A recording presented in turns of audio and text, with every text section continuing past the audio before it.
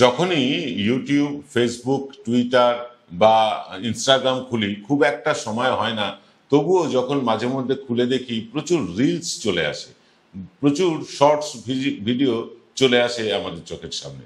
আপনার মতন আমারও আসে। এরকম বেশ কিছু শর্টস ভিডিও, বেশ কিছু রিলস, এগুলো ইনস্টাগ্রাম, এগুলো দেখছিলাম। তাতে যা দেখাচ্ছে, মানে জ্যোতিষীরা, ভারতবর্ষের তামাম বড় বড় জ্যোতিষীরা, তারা বলছেন এবার মমতা বন্দ্যোপাধ্যায় হারছেনই, এবং এখানে বিজেপির সরকার গঠন হওয়া শুধুমাত্র সময়ের অপেক্ষা। কারণ তিথি, নক্ষত্র, গ্রহ ইত্যাদি ইত্যাদি আমি এসব বুঝি না একেবারেই, মানে জ্যোতিষ সম্বন্ধে আমি একেবারে অজ্ঞ। এই সব কিছু মিলিয়ে মমতা বন্দ্যোপাধ্যায়ের সময়টা নাকি খুব খারাপ যাচ্ছে, এবং তিনি এবার হারছেন। এবং অনেক জ্যোতিষী তিনি কতদিন বাঁচবেন সেটাও বলে দিচ্ছেন। 2029-এর পরে মমতা বন্দ্যোপাধ্যায় আমাদের মধ্যে থাকবেন না, এটাও বলে দিচ্ছে। এবার আপনি জ্যোতিষ বিশ্বাস করতেও পারেন, নাও করতে পারেন। আপনার জ্যোতিষ বিশ্বাস বা আপনার আস্থার উপর আমার সম্পূর্ণ সম্মান রেখে বলছি, আমি জ্যোতিষে বিলকুল বিশ্বাস করি না, একদম বিশ্বাস করি না। কারণ জ্যোতিষীরা কারোর ভাগ্য বলতেও পারে না, বদলাতেও পারে না। জ্যোতিষীরা তাহলে কি করে? আমি এই নিয়ে বেশ কিছু খোঁজ খবর নিয়েছি। আমি বেশ কিছু মনস্তত্ত্ববিদের সাথে কথা বলেছি, মনস্তাত্ত্বিক বিষয়ে অনেক পড়াশুনো করেছি একটা সময়, মানে দীর্ঘ পড়াশুনো আছে মানুষের মনস্তত্ত্ব নিয়ে। এরকম বিভিন্ন বিষয়ে আমি বিভিন্ন এক্সপার্টদের সাথে কথা বলেছি, এবং প্রত্যেকটাই বিজ্ঞানের চোখ দিয়ে দেখার চেষ্টা করেছি, যুক্তিবাদী চোখ দিয়ে দেখার চেষ্টা করেছি। আগে বলি কেন এই জ্যোতিষীদের এত রমরমা, তারপরে বলবো এর যৌক্তিকতা কতটা। সবটাই আজকে আলোচনা করব আজকের 5টার প্রবচন অনুষ্ঠানে।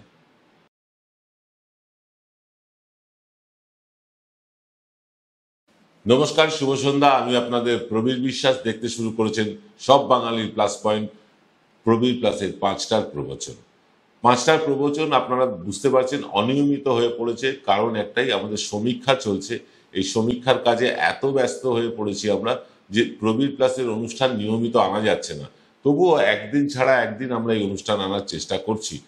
আমরা প্রবীর প্লাসে আজকে আলোচনা করছি যে এই যে জ্যোতিষীরা বলছেন, কলকাতারও অনেক বড় বড় জ্যোতিষী বলছেন, যারা ভারত বিখ্যাত জ্যোতিষী, তারা পর্যন্ত বলছেন মমতা বন্দ্যোপাধ্যায় এবার হারছেন। বাস্তব যাই থাকুক, বাস্তবের সাথে জ্যোতিষের কতটা মিল আছে না আছে সেটা আপনারা বিচার করবেন।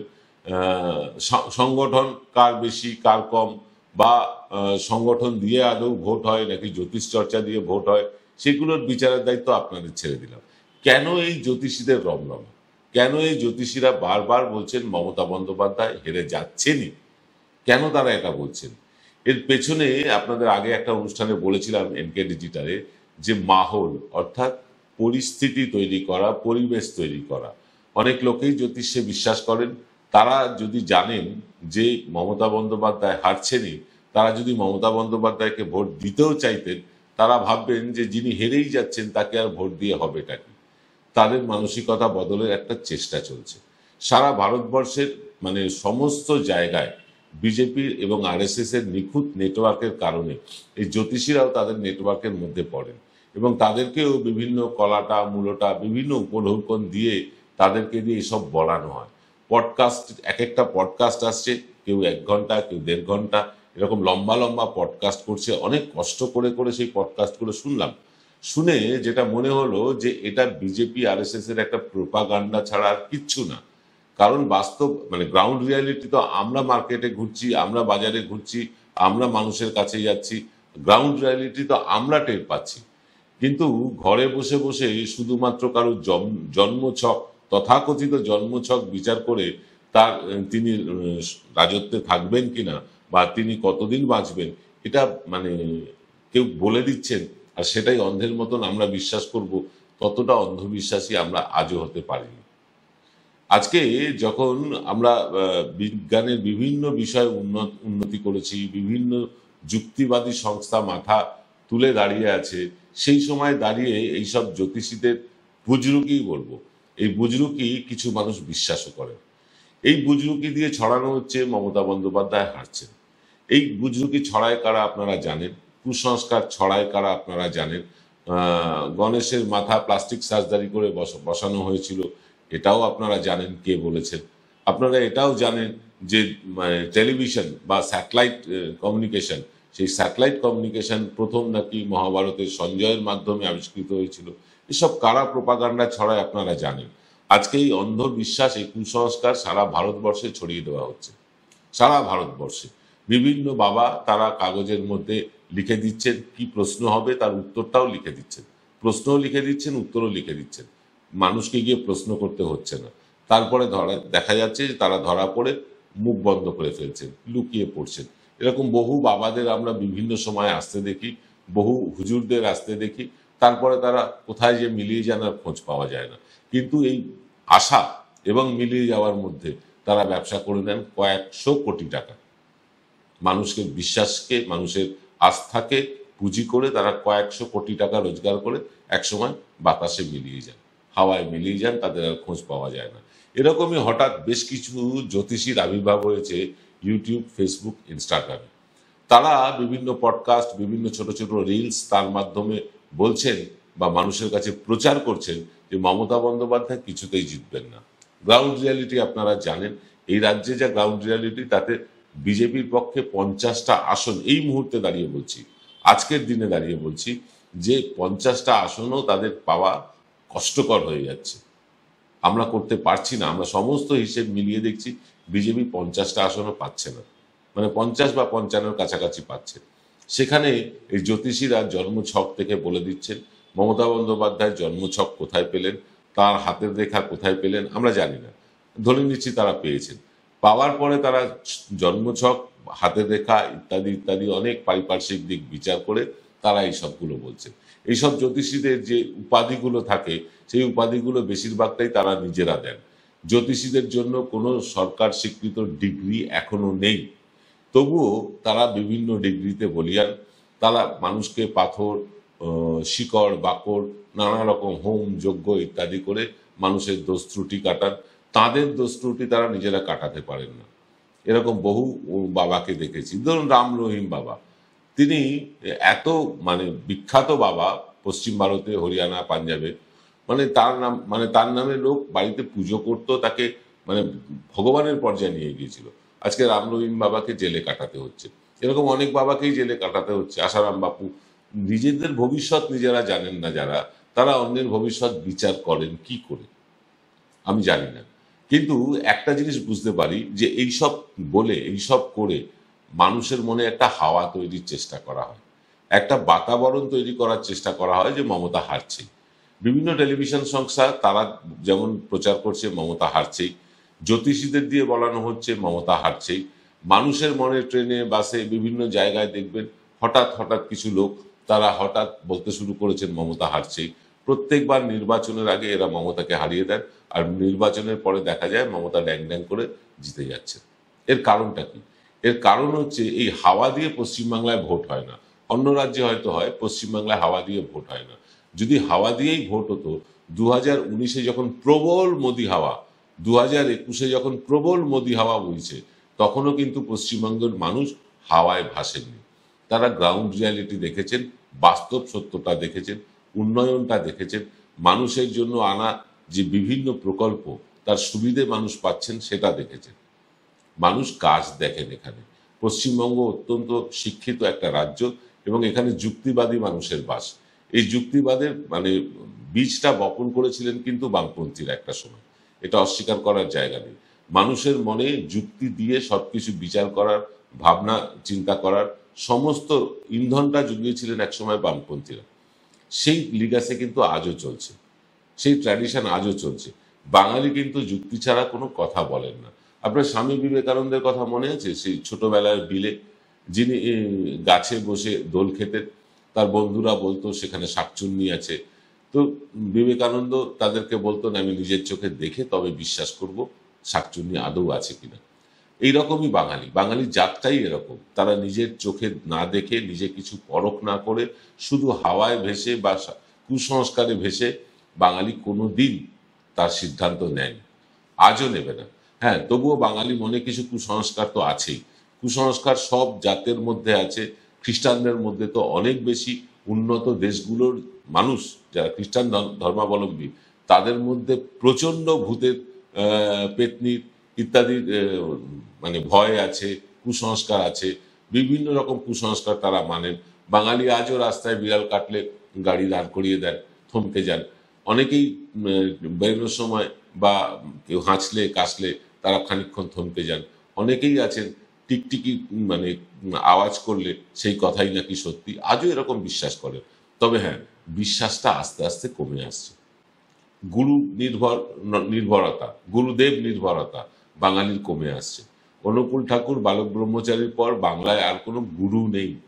গুরু নেই যারা দীক্ষা দেন, দীক্ষা দিয়ে তারা শিষ্য তৈরি করেন।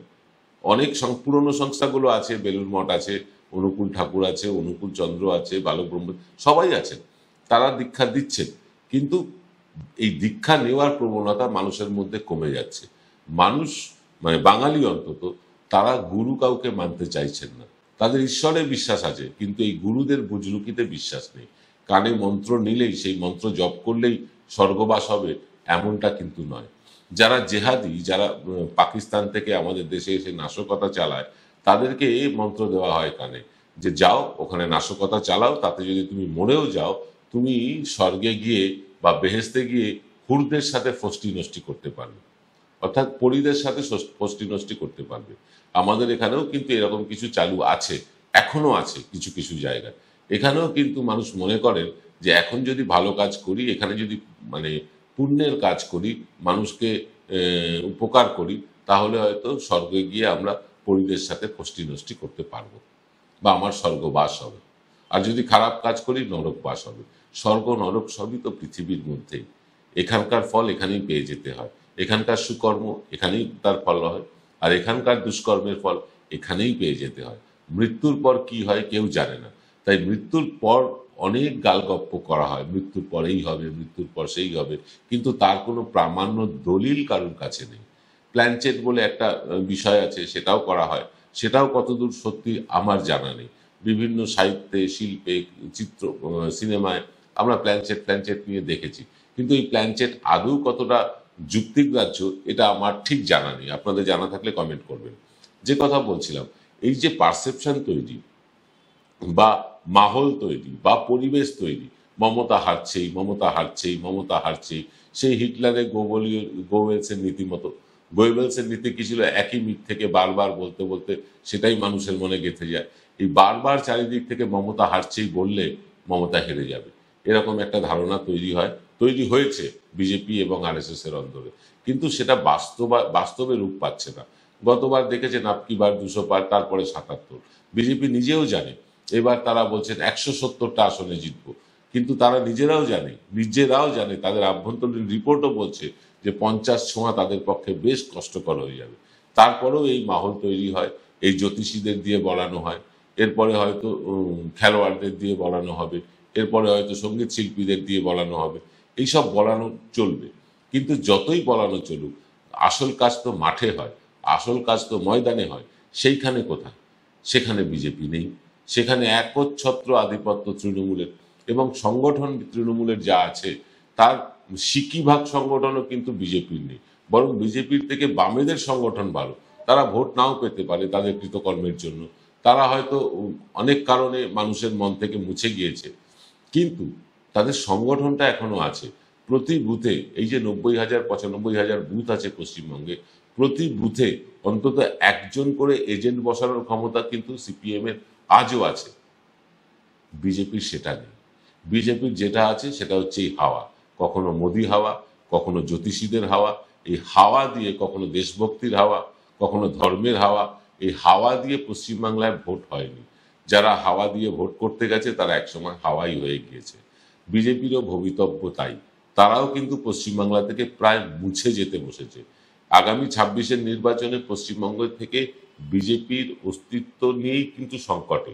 আর 29-এর যে ভোট আসছে লোকসভার, সেই ভোটে বিজেপির অবস্থা তো আরো খারাপ হতে চলেছে। কারণ এরা মানুষের পাশে থাকেন না। যারা মানুষের দ্বারা নির্বাচিত, সেই মানুষগুলো যদি গিয়ে সরকারকে বলে যে মানুষের আবাস যোজনার টাকা দেবেন না, 100 দিনের কাজের টাকা দেবেন না, পশ্চিমবাংলার উন্নয়ন করবেন না, পশ্চিমবাংলার প্রাপ্য টাকা দেবেন না, এদেরকে মানুষ ভোট দিয়ে পাঠিয়েছে এই কথা বলার জন্য? নাকি পশ্চিমবাংলাকে আরো বেশি টাকা দিন, মানুষকে আরো বেশি সাহায্য করুন, এই কথাটা বলার জন্য। এটা কিন্তু মানুষ বোঝে। পশ্চিমবাংলার মানুষ বোঝে বলেই 18 থেকে বিজেপির সাংসদ কমে 12-তে নেমে আসে। আর 77 থেকে কমে 50 হবে, নাকি অনেকে বলছেন 30ও পার করতে পারবে না। আপনি কি বলেন? কমেন্ট করে লিখে জানান।